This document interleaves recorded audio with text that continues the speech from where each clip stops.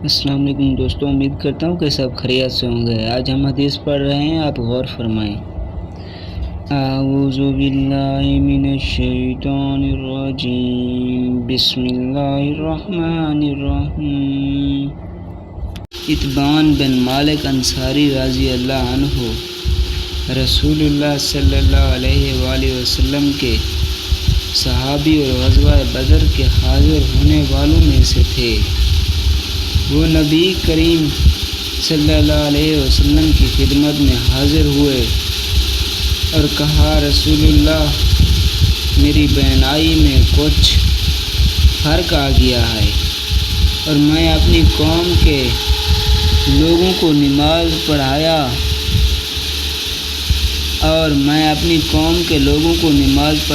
کرتا ہوں، لیکن جب برسات کا موسم آتا ہے تو میرے اور میری قوم کے درمیان جو وادی ہے وہ بھر جاتی ہے اور بہنے لگ جاتی ہے، اور میں انہیں نماز پڑھانے کے لیے مسجد تک نہیں جا سکتا۔ یا رسول اللہ، میری خواہش ہے کہ آپ میرے گھر تشریف لائیں اور کسی جگہ نماز پڑھ دیں تاکہ میں اسے نماز پڑھنے کی جگہ بنا لوں۔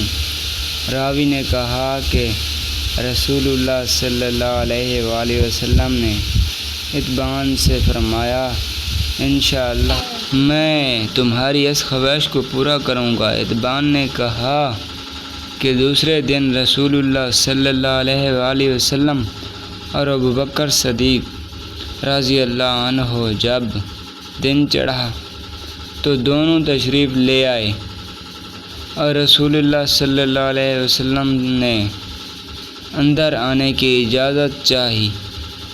میں نے اجازت دے دی۔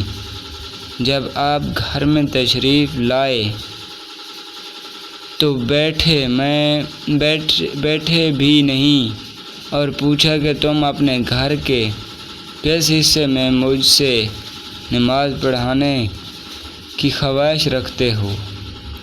اتبان نے کہا کہ میں نے گھر میں ایک کونے کی طرف اشارہ کیا تو رسول اللہ صلی اللہ علیہ وسلم اس جگہ کھڑے ہوئے اور تکبیر کہی۔ ہم بھی آپ کے پیچھے کھڑے ہو گئے اور صف باندھی۔ پس آپ نے 2 رکعت نفل نماز پڑھائی، پھر سلام پھیرایا۔ اتبان نے کہا کہ ہم نے آپ کو تھوڑی دیر کے لیے روکا اور آپ کی خدمت میں حلیم پیش کیا جو آپ ہی کے لیے تیار کیا تھا۔ اتبان نے کہا کہ محلہ والوں کا ایک مجمع گھر میں لگ گیا اور مجمع میں سے ایک شخص بولا کہ مالک بن دخشن، یا یہ کہا کہ ابن دخشن دکھائی نہیں دیتا۔ اس پر کسی دوسرے نے کہہ دیا کہ وہ تو منافق ہے جس سے اللہ اور رسول سے کوئی محبت نہیں۔ رسول اللہ صلی اللہ علیہ وسلم نے یہ تو سن کر فرمایا، ایسا مت کہو، کیا تم دیکھتے نہیں کہ اس نے لا الہ الا اللہ کہا ہے اور اس سے مقصود خالص اللہ کی رضا مندی حاصل کرنا ہے؟ تب منافقت کا الزام لگانے والا بولا کہ اللہ اور اس کے رسول کو زیادہ علم ہے، ہم تو نظر بظاہر اس کی تجارت اور دوستی منافقوں ہی کے ساتھ دیکھتے ہیں۔ رسول اللہ صلی اللہ علیہ وسلم نے فرمایا کہ اللہ تعالیٰ نے لا الہ الا اللہ کہنے والے پر اگر اس کا مقصد خالص اللہ کی رضا حاصل کرنا ہو، دوزخ کی آگ حرام کر دی ہے۔ ابن شہاب نے کہا کہ پھر میں نے محمود سے سن کر حسین بن محمد انصاری سے جو بنو سالم کے شریف لوگوں میں سے ہیں